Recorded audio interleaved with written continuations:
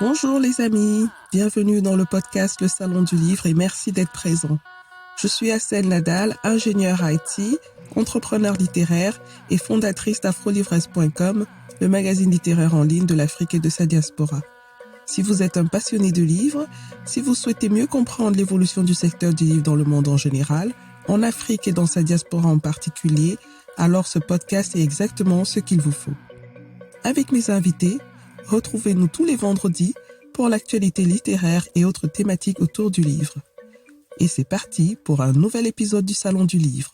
Bonjour. Au lendemain de sa retraite, Alphonsine Bouya décide de se mettre enfin à l'écriture, l'une de ses passions premières. Grand-mère de 4 petits-enfants et retraitée des Nations Unies, Alphonsine s'inspire de ses multiples voyages aux 4 coins du monde et invite le lecteur à découvrir dans ses livres les différentes facettes des villes qu'elle a visitées et aussi à aller à la rencontre des personnes qui habitent ces lieux en se plongeant dans leurs histoires, les histoires des gens simples du quotidien. Depuis, elle a écrit 3 livres, dont le dernier est Un saut à Potopoto et dont nous allons parler aujourd'hui. Un saut à Potopoto est un recueil de 3 nouvelles publiées en auto-édition et dont les intrigues se déroulent dans la ville de Potopoto au Congo-Brazzaville. Très bonne écoute en compagnie d'Alphonsine Bouya. Bonjour Alphonsine Bouya. Bonjour Assel. Bienvenue dans le podcast Le Salon du Livre. Merci d'avoir accepté mon invitation. C'est moi qui vous remercie de m'avoir invité, d'avoir pensé à moi. Alors, Alphonsine Bouya, vous êtes auteure, poétesse, vous êtes aussi grand-mère de 4 petits-enfants. Vous êtes à la retraite et vous vivez bien votre retraite, hein, je dois dire, parce que je vous suis sur les réseaux sociaux et j'ai toujours un sourire quand je vois ce que vous faites. Et là, par exemple, vous êtes toute belle. Pour ceux qui ne nous voient pas, Alphonsine est magnifique, toute belle. Alors moi, je pensais que c'était pour moi qu'elle se faisait belle. Elle m'a dit un peu, mais quand même, j'aimerais me rassurer. Alors dites-moi, Alphonsine. Oui, d'abord, en me levant le matin, c'était quand même, je pensais à cet échange entre vous et moi, et puis j'ai dit, je vais me faire belle, mais en même temps, dans l'après-midi, c'est-à-dire que dans quelques, disons, une heure et demie, je vais au théâtre, donc en matinée, pour voir une pièce qui a été écrite en 1875, La Maison de Poupée, où il est question d'une femme qui était considérée comme une poupée par son mari, qui lui donnait de l'argent, qui lui donnait tout. Et puis, elle commet une erreur. Donc, elle triche. Le mari tombe malade et la dame s'endette sans que lui le sache pour sauver sa vie. Et donc, ce monsieur, avec tous les principes moraux qu'il avait, finalement, elle découvre que elle ne comptait pas pour lui, que c'était un homme foncièrement égoïste qui tenait beaucoup aux apparences, mais qu'elle, elle était là comme une petite poupée. Et ça, c'est depuis 1875, donc les premières réactions des femmes, et ce qui me fait dire que les femmes, au fond, elles ont toujours lutté contre, elles se sont toujours rebellées contre cette cette soumission, cette exploitation, cette non-considération de ce qu'elles étaient vraiment. Parce que bon, ça, j'ai parlé juste du résumé que j'ai lu sur l'affiche. Hein. Mm-hmm. Mais alors, du coup, j'ai dit, il faut que j'aille voir ça. Ben, super, ça a l'air très intéressant. Alors, Oui. et c'est dans quelle ville c'est dans quelle ville que vous allez voir cette pièce? Ici à Bruxelles. Alors, Alphonsine Bouya, vous vivez à Bruxelles. Depuis Oui. combien de temps déjà? Ça fait pas longtemps. Je dis toujours ça fait pas longtemps, c'est-à-dire que je suis arrivée en décembre 2014 après mon départ à la retraite. Mmh. Alors moi, j'aimerais savoir un peu plus, qui est Alphonsine Bouya. Est-ce que vous pouvez nous, faire une petite présentation de qui vous êtes en quelques phrases? Difficile, difficile. Je suis née à Brazzaville et puis, je suis l'aînée d'une fratrie de 11 ou 12 enfants, hein, de mon père, de ma mère et j'ai quitté, Brazzaville après mes études secondaires pour aller en Allemagne où j'ai étudié à Leipzig d'abord, ensuite à Berlin. De là Du coup, je me sens proche de vous parce que moi, vivant à Berlin, dès qu'on me dit Berlin, ça me... ah oui, oui, oui. Oui. Mhm. Non, moi, c'était le Berlin de l'époque, hein. Oui. C'est-à-dire, le Berlin d'avant le mur, de l'autre côté du mur, hein. Mhm. Et ensuite, je suis venue en France, et puis je fais quoi? J'ai travaillé, dans des dans des ONG. J'ai vécu au Sénégal et puis je suis rentrée, j'ai commencé l'international par la Banque mondiale dans un programme de promotion de la scolarisation des filles et de là, je suis passée à l'UNESCO à Paris. De l'UNESCO, je suis partie au Programme alimentaire mondial à Rome et en étant à Rome et comme même en étant à l'UNESCO, j'ai sillonné pratiquement, tous les pays de l'Afrique, francophone, et au-delà et après j'étais en poste en Haïti et c'est d'Haïti que j'ai pris ma retraite et je suis venue m'installer, enfin poser ma valise à Bruxelles. Quel parcours! Waouh! Je suis là depuis 2014, septembre 2014. Oui. C'est tellement, enrichissant de parcourir autant de pays parce que je suppose que, les différentes cultures, les différentes façons de vivre, les langues et tout ça, mais ça doit être très, très, très inspiré pour l'auteur que vous êtes aujourd'hui. Et effectivement, quand on, regarde le livre dont on va parler aujourd'hui, qui est un recueil de nouvelles et dont le titre est «Un saut à poto-poto», c'est un livre dont les nouvelles se déroulent dans la ville de Poto-Poto au Congo-Brazzaville, si j'ai bien compris. Voilà. Donc, il y a une référence à un lieu, à une ville. Alors, quel a été, je dirais, le pays hein, ou la ville qui vous a le plus inspiré en tant qu'artiste, en tant qu'auteur? C'est difficile, hein. Pas un pays, pas une ville, parce que dans tous mes écrits, en fait, je fais toujours, un petit pas en arrière dans les villes où j'ai été, surtout les villes africaines, hein. Dans mon premier livre, Makandal dans mon sang, effectivement, c'est le pays qui m'a le plus frappé, le pays qui m'a le plus marqué, le pays qui m'a réconcilié avec moi-même, c'est Haïti. Ah, Donc oui, et donc pourquoi? c'est une longue histoire. C'est-à-dire que je me sentais bon, j'ai connu Haïti, à travers, un professeur, de mathématiques haïtien qui m'a eu au lycée et qui a commencé à me faire lire, les romans de Jacques Roumain, gouverneur de la Rosée. Et quand je suis arrivée en Haïti pour la première fois, c'était au cours d'une mission de travail. C'est comme si je m'étais retrouvée. Comme si, j'avais toujours été là et que j'étais juste partie pour revenir. Et quand j'ai été en poste là-bas, mais bien sûr, ça a été c'est comme si quelque chose qui me manquait s'est ajouté à mon être et qu'en fait, j'étais entière, une femme entière. C'est très fort ça, c'est même spirituel à la limite, hein? Oui, oui, ça a été très, très fort, cette réconciliation avec mon propre être.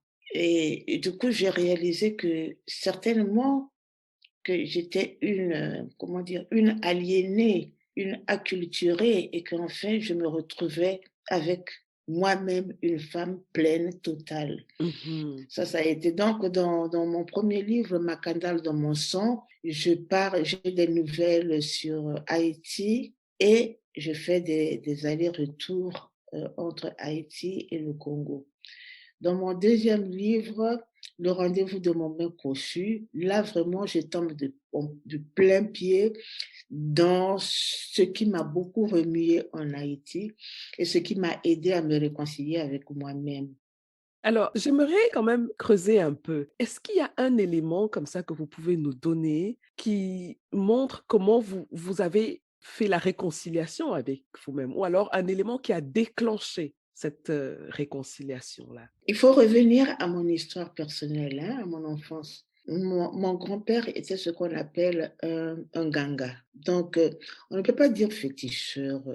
Il était à la fois devin, Mmh. guérisseur. Donc, vraiment, c'est le nganga. C'est mon grand-père. Et déjà, très jeune, il m'a inculqué une certaine spiritualité. Et au fil des ans, quand il est décédé, et j'étais très proche de lui, hein, Oui, quand il est décédé, cette spiritualité-là, je l'ai perdue. Mais je ne l'ai pas totalement perdue parce que certainement qu'elle est restée au fond de moi. Et quand je suis partie en Haïti, c'était une nuit dans l'hôtel où j'étais descendue parce que ça, c'était une mission.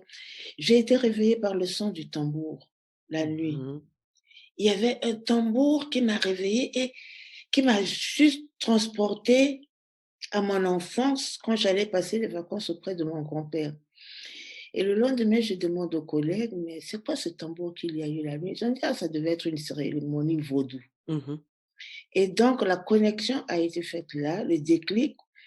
Et pendant tout au long de la mission, j'étais restée une mission d'un mois.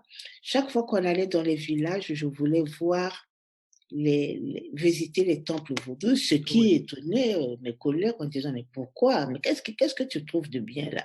Et j'écoutais la musique aussi dans les régions, j'écoutais tout le temps cette musique et mes collègues haïtiens se disaient, mais pourquoi est-ce que tu es émerveillée par ça? Mais il se passait quelque chose en Oui. moi. Et donc, quand je suis allée pour y travailler, pour rester, parce qu'avant, j'y allais pour des missions, des courtes missions. Après le tremblement de terre, mes supérieurs m'ont dit, maintenant, tu vas aller aider à la reconstruction du système éducatif là-bas. Et c'est là que je me suis vraiment imprégnée de cette culture haïtienne et que j'ai trouvé que la dissolution de mes contradictions internes et Mmh. cette réconciliation de moi avec moi. Mmh. Ah mais c'est super intéressant. Je pourrais te poser des questions dessus pendant des heures et des heures parce que c'est des sujets qui m'intéressent beaucoup. Mais comme malheureusement, on n'a pas beaucoup de temps, on va quand même passer à ton livre, à Oui. votre livre. Je suis toujours en train de mélanger les 2 quand je me sens Oh, mais bien avec quelqu'un. c'est pas grave, hein. C'est pas grave parce que je vais vous dire une chose. En Oui, Afrique, on n'a pas le vous. c'est vrai. Quand on utilise le vous en Afrique, c'est vraiment soit par mépris, soit parce qu'on est en colère. On dit toujours vous. Mmh. Par exemple, c'est pour vous en Afrique, c'est comme vous autres là, vous me fatiguez, vous autres. Mais les relations entre les gens, on n'a pas le vous, on a le tu. Ça me rassure parce que parfois quand je me sens bien avec quelqu'un, ça Mmh. vient tout seul sans que je ne le contrôle et puis je me dis: «Ah j'espère que j'ai pas écorché, la Non, pas du sensibilité tout. de la» ah mais très bien, merci. Donc, alors, un saut à potopoto. Oui. Donc comme je disais, c'est un lien avec, la ville de Poto-Poto. Bah, déjà, quand j'ai vu le livre, j'ai remarqué qu'il y a, le symbole, je ne sais pas si je peux interpréter ça comme un symbole, mais il y a l'arbre. Il y a un arbre qui revient tout le temps. Heu, alors comme je disais, c'est un recueil de nouvelles et chaque, début de nouvelle a une image d'un arbre, même sur l'image, la 1re de couverture, hein. Oui. Et donc, ça m'a interpellée, mais je ne savais pas exactement comment, l'interpréter. Donc, est-ce qu'il y a un lien, entre cet arbre et les histoires, que tu racontes dans Un saut à Poto-Poto? C'est plutôt symbolique. Mmh. Symbolique, en ce sens que l'arbre, c'est quand même, moi j'admire les arbres, hein. Je crois que j'ai quelque chose comme 10 000 photos et c'est toujours les arbres. Et j'aime bien aller me promener dans les forêts, dans les bois, ici même en Belgique, pour voir la beauté des arbres. Donc l'arbre, c'est le lien entre le ciel et la terre, les racines de l'arbre. C'est ça qui fait notre force Mhm. et être enraciné.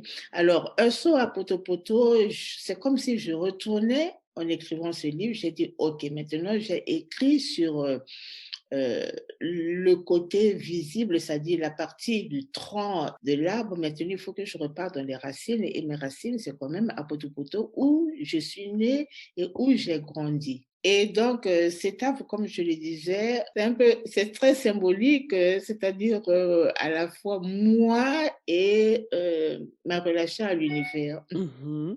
Ah, mais c'est très intéressant. Bah, je n'aurais pas du tout imaginé ça parce que j'ai vraiment réfléchi. Je dis, mais comment est-ce que cet arbre intervient dans tout le recueil? Voilà pourquoi c'est toujours bien parfois d'aller voir l'auteur et d'échanger avec l'auteur. C'est très Mm. intéressant. Alors, tu es né à Poto-Poto. Mhm. Tu as grandi à Poto-Poto avant d'aller faire tes études en Allemagne. Absolument. Alors, est-ce que déjà dès le bas âge, tu étais plongée dans les livres, la littérature? D'où te vient cette envie d'écrire, envie de mettre sur papier tes histoires inspirées de ton vécu, des villes que tu as visitées? Oui, et je pense que c'est ici l'occasion de rendre hommage à ma défunte mère. Mhm. Parce que ma mère a beaucoup compté, a été de beaucoup dans mon orientation vers la littérature. Juste en bref, hein, ma Oui. mère était à l'école, elle a été retirée de l'école à l'âge je ne sais pas, parce que je suis née, il lui restait un mois pour avoir 14 ans. Donc c'était un mariage vraiment précoce. Oui. Elle était en troisième année de primaire, elle était très brillante. Et du coup, cette femme a vécu avec cette frustration d'avoir vu sa scolarité interrompue pour un mariage imposé, hein. Oui. Et donc, quand j'étais à l'école primaire déjà, ce qui était très rare pour les autres parents, c'est que elle me prenait, elle me lisait des histoires, elle me faisait lire des histoires. Elle m'a vraiment accompagnée, m'a appris à lire, ce Mhm. qui à l'époque, les parents ne le faisaient pas. Mais Oui. donc, en fait, elle réalisait son rêve, son désir d'instruction à travers moi. Et c'était D'accord. très beau. J'ai encore cette image où on était sous le tamarinier, à l'ombre du tamarinier. Encore un Et elle arbre. oui, et Mhm. elle me lisait, elle me faisait lire les histoires de Mamadou et Bineta. Elle m'apprenait donc à lire. Et puis, petit à petit, je devais être au CM2, donc à la fin du cycle primaire, quand j'ai voulu commencer à écrire dans un cahier d'écolier. Et j'avais écrit, mais la première phrase, c'était ce jour d'hui. Alors, et j'ai commencé donc à écrire. Et ce cahier d'écolier est tombé entre les mains d'un cousin à moi, paix à son âme, qui me dit, oh, on ne dit pas que c'est aujourd'hui, on dit aujourd'hui. Et là, et là, du coup, j'ai rangé ce cahier et puis je ne l'ai plus jamais touché. Oh là! Et, et quand je suis passée au secondaire, ma mère me poussait toujours, elle me demandait toujours d'aller au centre culturel français. C'est elle qui m'a fait découvrir en disant, tiens, il paraît qu'il y a un endroit là-bas où on peut prêter des livres pour lire. Et donc, j'allais au centre culturel français, je prenais des livres, je venais, je les lisais avec elle, Mhm. quand elle avait le temps. Et puis finalement, bon, et j'étais très bonne en français. J'ai choisi la série littéraire parce que j'étais nulle en mathématiques. Donc, la série littéraire était plus simple, plus facile pour moi. Et puis, j'ai continué comme ça en série littéraire, en écrivant des poèmes que je cachais, bien sûr. Et je cousais les feuilles avec une aiguille pour faire un cahier. Je cousais les feuilles avec une aiguille et du fil noir. Je les ai gardées ici que je vais passer à mes petites filles. Incroyable, incroyable. Et puis, voilà. Donc, ensuite, il y a eu une rupture parce que, je prenais toujours des petites notes, hein, mais je n'avais vraiment pas le temps d'écrire à cause de mon travail qui était très, demandant. Je travaillais pour le Programme alimentaire mondial, donc il fallait aller dans des endroits, où il y avait des guerres, des catastrophes naturelles, toujours, dans les secours d'urgence, quoi. Mhm. Et donc, bon, quand j'ai pris ma retraite, j'ai dit: «OK, maintenant j'ai le temps pour moi». Et tu as bien fait, tu as bien fait. Pour ceux qui nous écoutent, ils vont peut-être croire que j'ai fait un choix particulier sur les femmes après la retraite. C'est le hasard parce que j'ai reçu ce podcast il y a quelque temps, une auteure du Congo, Kinshasa, Mmh qui s'appelle Lilia Bongi mh. et aussi qui a commencé à écrire après sa retraite. Donc Ah oui, c'est un heureux hasard. Je découvre, mais moi ça me fascine et je suis émerveillée. Et voilà, et ça me plaît beaucoup parce que je pense que vous allez inspirer beaucoup de femmes, beaucoup d'autres femmes aussi, oui, qui peut-être peuvent penser que quand on est à la retraite, on n'a plus de rêves, on oui, n'a ouais. plus de possibilité de rester actif. Je trouve que c'est très important, vraiment ce que vous faites et que vous le partagiez aussi avec nous, le public, hein. Et merci Mmh. pour ça, parce que moi-même, en tant que femme, ça m'inspire. Donc, quand je vous vois, je dis, j'aimerais être aussi comme ça à cet âge-là. Je suis inspirée par ça. Alors, dans un saut à potopoto, on a trois nouvelles, trois longues nouvelles, hein, Mmh. qui sont dont les événements se déroulent dans la ville de Potopoto, comme je l'ai déjà dit. Alors, ce sont des événements assez...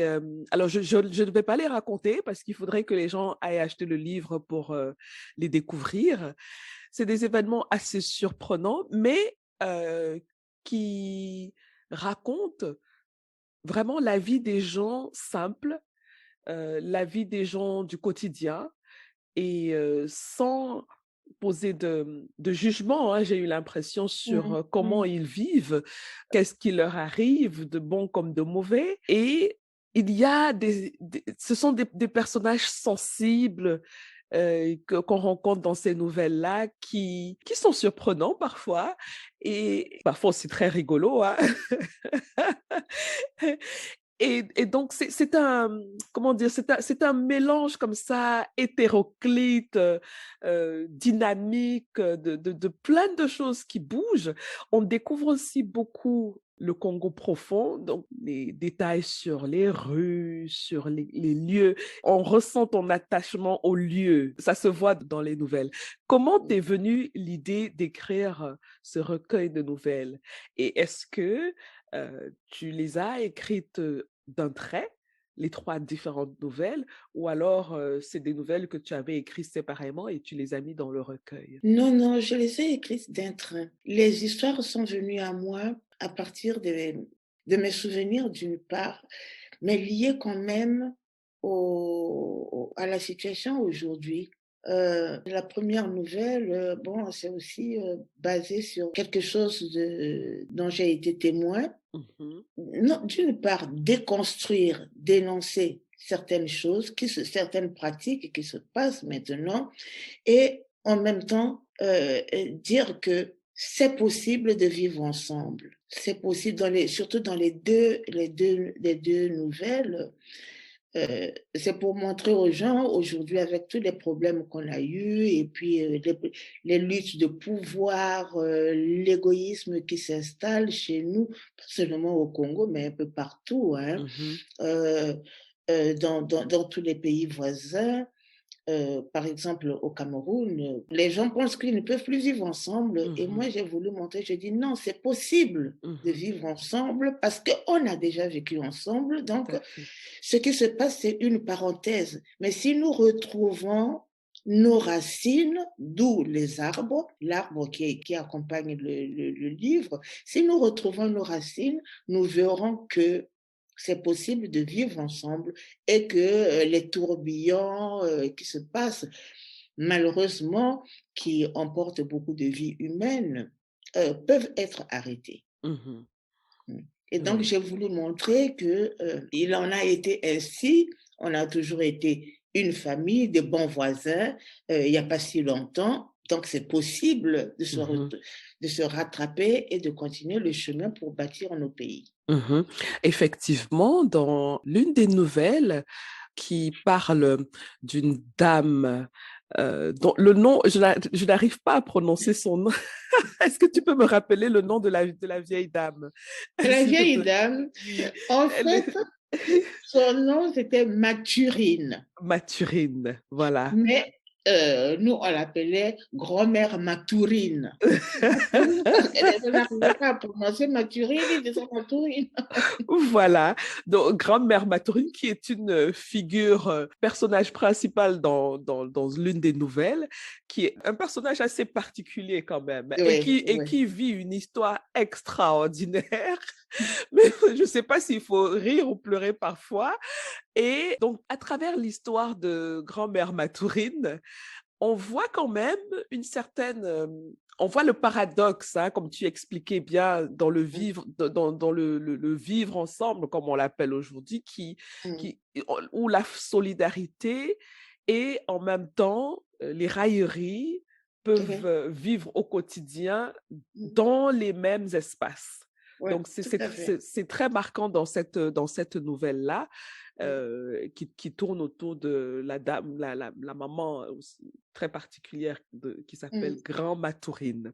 Il y a une autre nouvelle dont le personnage principal est une jeune Mmh, femme qui vit au nord du Congo, mmh, qui est aide-soignante mmh. et qui descend, parce qu'elle est au nord, hein, on suppose que c'est Mmh. en haut, elle Et descend des donc voilà, pour essayer de comprendre pourquoi son dossier d'avancement, parce que c'est une mmh, fonctionnaire, oui, n'aboutit pas encore. Donc, je ne raconte pas la suite parce oui, qu'il va lui arriver des aventures incroyables. Et oui, donc, ça montre aussi une autre partie de la société, quel est le rapport qu'il y a entre ceux qui ont le pouvoir et ceux qui n'en ont pas.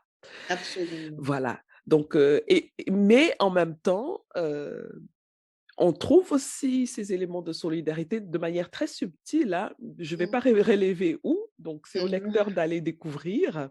Et ça m'a frappé dans le recueil de nouvelles, ce mélange entre la vie très dure, la vie qui peut être très dure parfois dans les quartiers, dans la ville ou dans les communautés, mais il jaillit toujours des moments de solidarité, de fraternité, et mmh. voilà.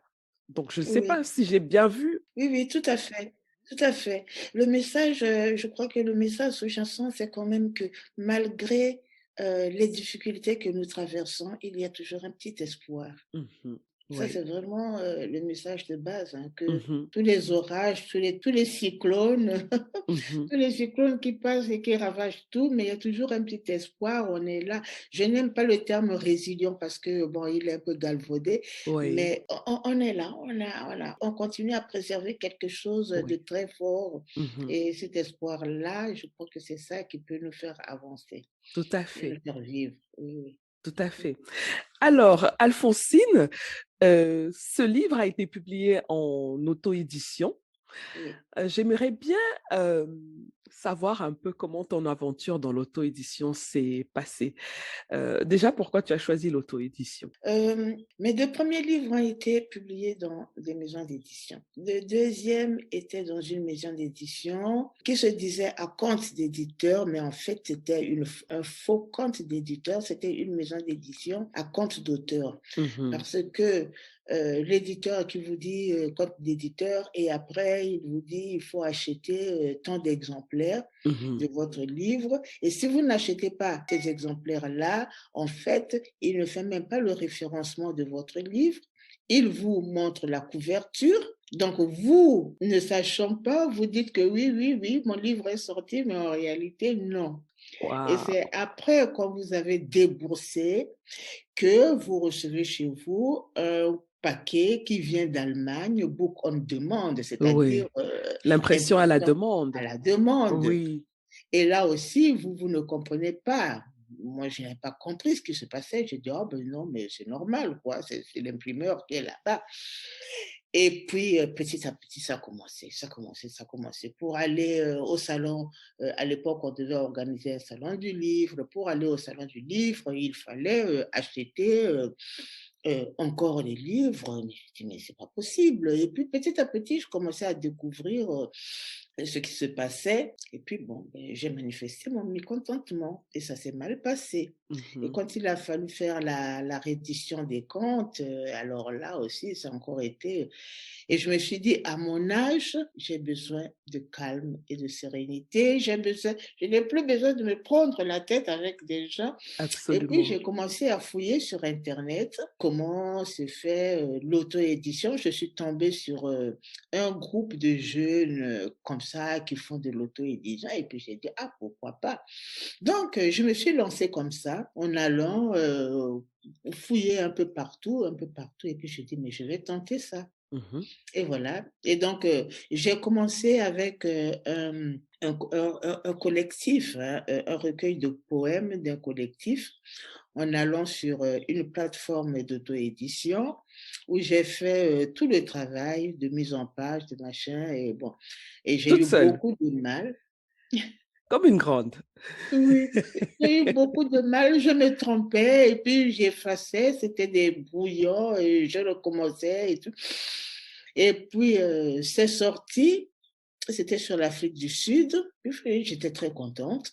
Et puis, donc, pour un soir à Poto, j'ai dit, je fais la même chose, hein. Et puis, Oui. bon, il y a des avantages, il y a des inconvénients, hein, mais Ben, je dis justement, pas que... parlons-en. Quels sont déjà les inconvénients? Bon, les inconvénients, c'est peut-être parce que c'est vraiment chronophage. Ça prend OK. beaucoup de temps, il faut beaucoup de patience. Enfin, Mhm. ça sont les exigences plutôt qu'inconvénients. Oui, Et la communication. oui, Donc, de tout faire toute seule, donc de l'écriture à l'impression, à la publication, et ensuite, il faut faire la diffusion, la communication. Ça, c'est très difficile. Et peut-être, oui. mais pour quelqu'un qui est plus jeune que moi, ça pourrait aller. Donc, Mhm. qui a des relations, que ça pourrait aller, je ne sais pas. Ou peut-être, pourquoi pas, engager des professionnels hein, pour les différentes étapes, les différentes Voilà, tâches. Oui, voilà. s'il y a un budget pour ça. Oui, tout à Mhm. fait. Pour les corrections, je suis moi-même correctrice, hein. Je corrige beaucoup de manuscrits que l'on me confie. Mais Mhm. quand on est dans un texte qu'on a écrit soi-même, on a tout corrigé, j'ai quand même passé ce que moi je considérais comme final à une correctrice professionnelle pour dire, regarde, peut-être que Ouais. j'ai Il faut du oublié quelques recul. copies, oui, parce Oui. que j'étais trop dans le texte, effectivement. Elle m'a aidée en disant que oui, par exemple, il y avait quelques soucis de typographie, des Mhm. virgules qui n'étaient pas au bon endroit. Mhm.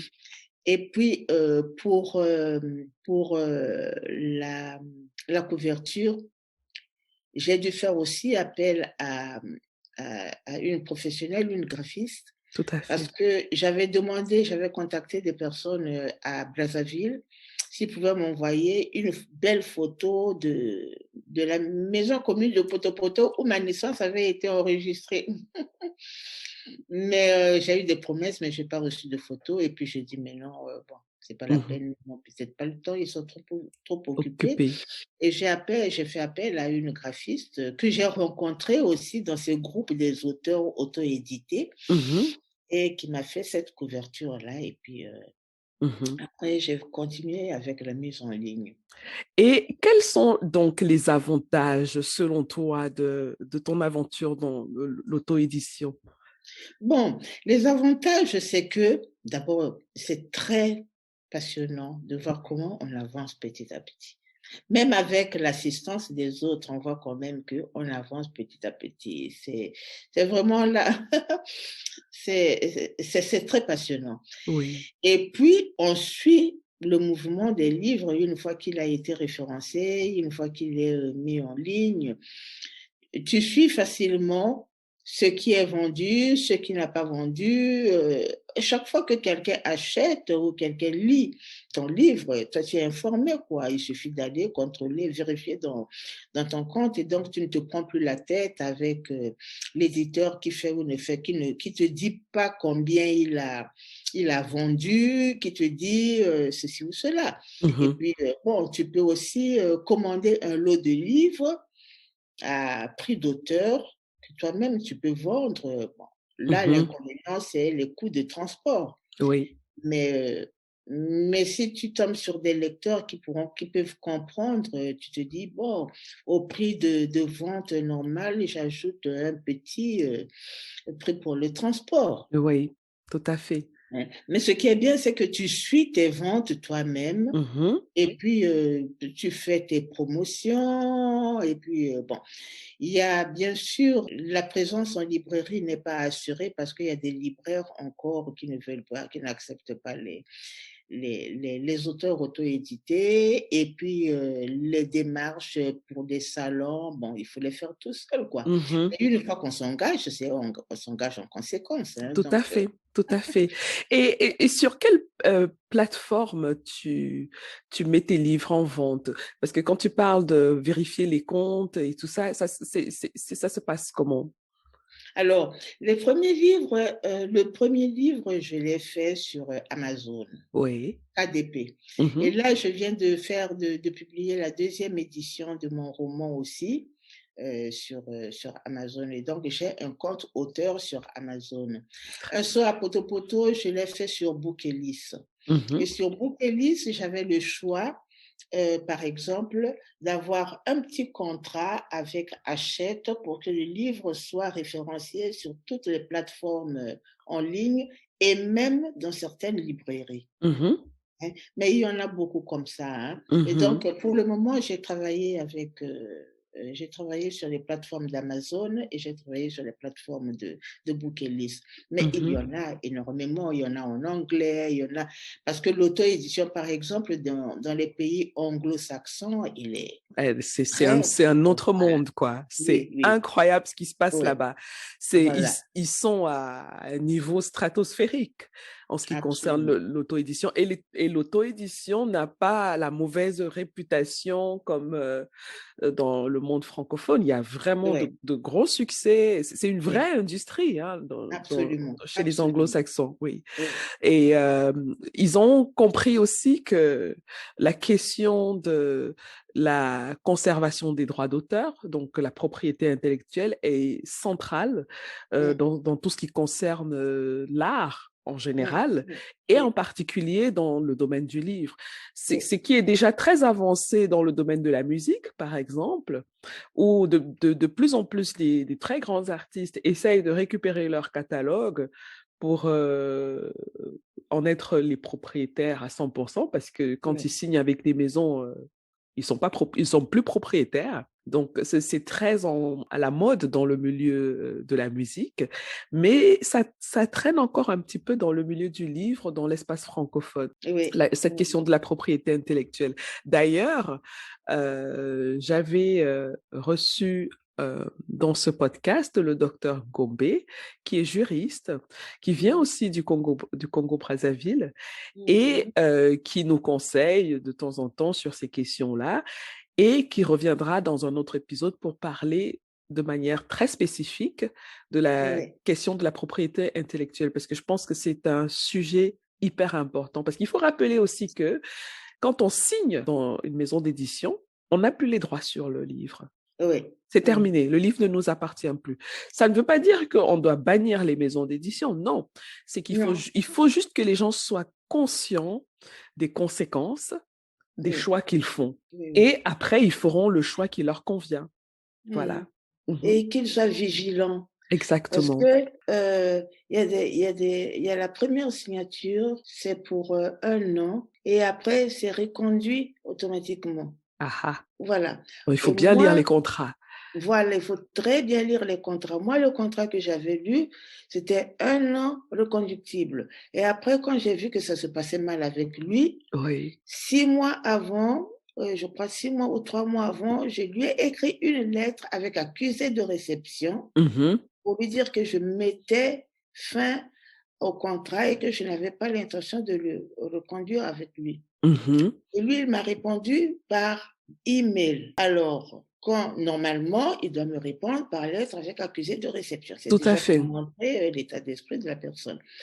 Alors, j'ai donc, quand je devais publier maintenant la deuxième version, je lui ai encore écrit email pour dire: «Voilà, suite à ces confirmations de la fin de notre, collaboration, na il a répondu, il est d'accord, bon, il y a pas de problème.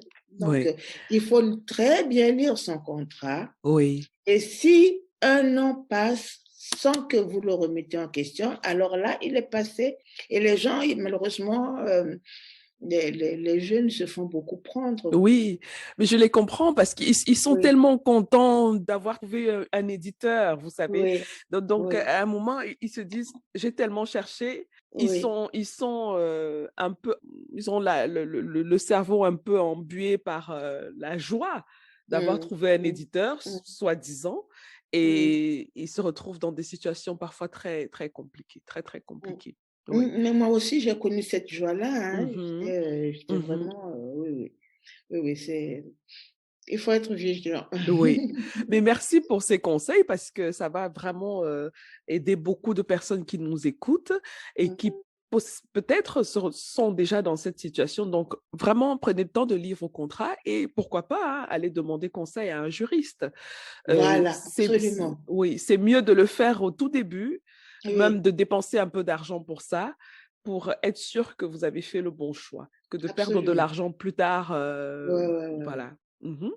Oui. Qui nous apprend beaucoup de belles choses. Alors Alphonsine, est-ce que tu as des projets, des futurs projets dans tes tiroirs? Oui, oui, oui, oui, oui. Et je travaille beaucoup sur j'ai différents projets, j'ai, un autre livre en chantier, mais mon problème, c'est que je n'aime pas annoncer parce que quand j'annonce, je tombe dans la procrastination.